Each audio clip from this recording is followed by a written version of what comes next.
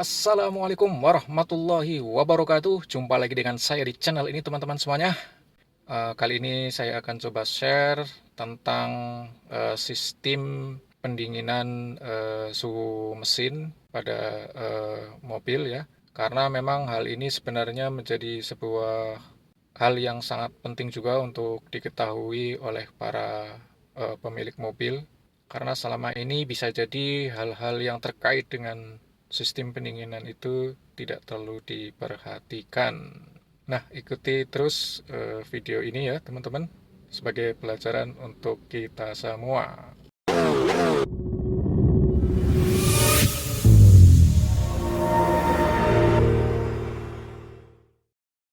Dalam teori pembakaran kendaraan bermotor, diperoleh informasi bahwa kinerja optimal mesin mobil hanya akan tercapai pada suatu suhu atau temperatur mesin tertentu yang bergantung kepada jenis dan spesifikasi dari kendaraan bermotor tersebut.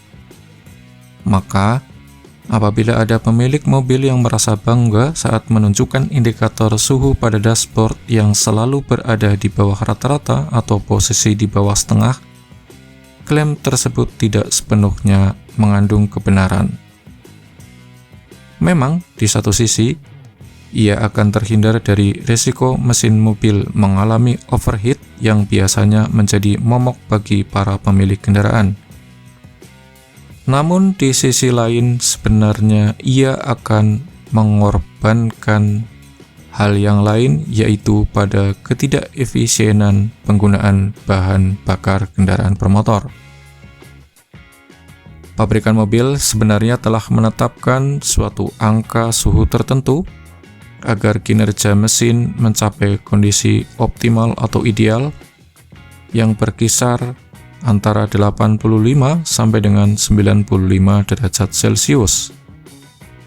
Pada kondisi mesin yang terlalu dingin akan lebih banyak dibutuhkan bensin agar mesin bekerja stabil, di mana suhu mesin yang terlalu dingin akan membuat bahan bakar dan udara menjadi tidak homogen, sehingga dihasilkan daya ledak yang rendah. Pada mobil yang memiliki fasilitas ECU atau Electronic Control Unit, akan diperintahkan kepada injektor untuk menyemprotkan lebih banyak bahan bakar agar tercapai suhu ideal. Sebaliknya, pada kondisi mesin yang terlalu panas atau overheat, akan menyebabkan resiko terjadinya kebocoran pada gasket cylinder head, di mana gasket ini berfungsi untuk mempertahankan kompresi ruang bakar, sekaligus mencegah kebocoran oli dan cairan pendingin yang dapat masuk ke ruang pembakaran.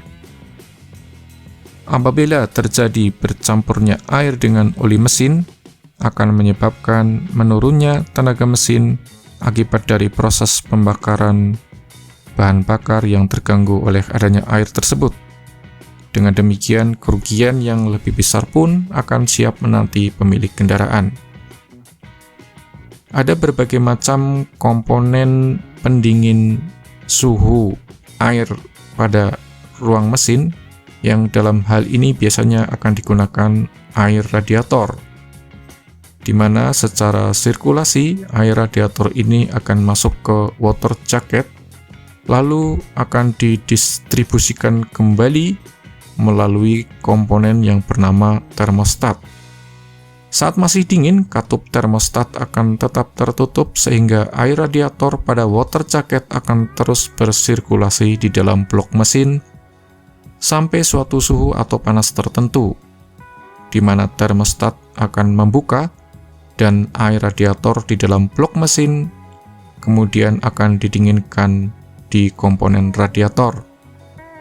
Mungkin ada beberapa pemilik kendaraan yang tidak mau ribet dengan resiko overheat akibat dari termostat yang tidak mau membuka, sehingga sebagian dari mereka memilih untuk melepas komponen termostat dengan tujuan agar air dalam blok mesin akan selalu mengalir ke radiator tanpa menunggu tercapainya suhu panas tertentu.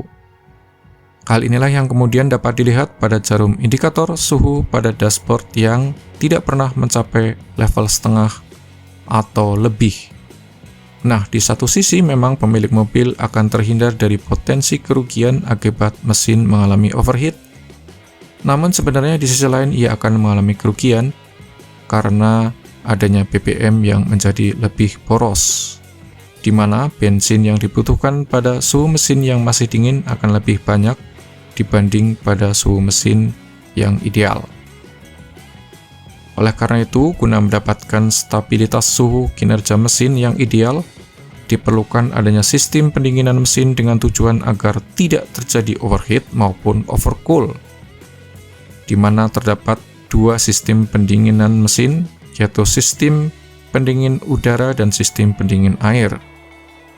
Pada kebanyakan mobil-mobil sekarang, sistem pendingin yang dipakai adalah sistem pendingin air karena lebih efektif dalam menyerap panas.